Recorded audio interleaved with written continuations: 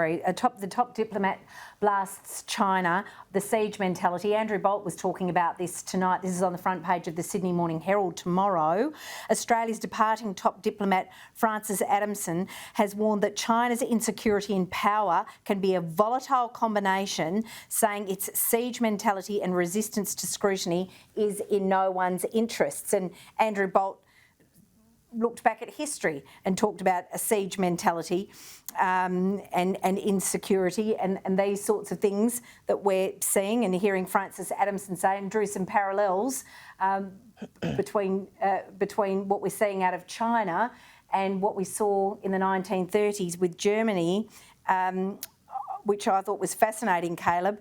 The Secretary of the Department of Foreign Affairs, who finishes her 5-year term on Friday, suggested Australia may need to spend more on diplomacy and foreign aid to protect its influence abroad at a time of increased uncertainty in the region. Of course, we are trying to. I think it's becoming increasingly difficult to exert our influence, including things like the COVAX vaccine, to countries in the region that need help. What's your take on what this diplomat has had to say? Well, Ms Adamson is quite right, and we need to be wary of China. The real question, though, is how you respond to this antagonism that comes from China. Now, there are many people, particularly on the Labor side of politics, who would be quite happy to just roll over and let China do whatever it wanted. But China are bullies. That's really what Adamson is saying here.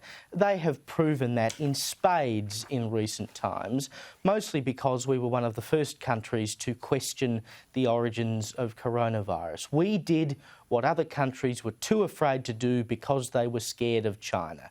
We did what was right, and we should never stop doing what is right. We have to be extremely wary of the influence of China in the Pacific. I mean, we know that China is quite partial to taking large sums of money to small islands around the place and saying, look, it's a bit like the Belt and Road scheme that Victoria was going to sign up to.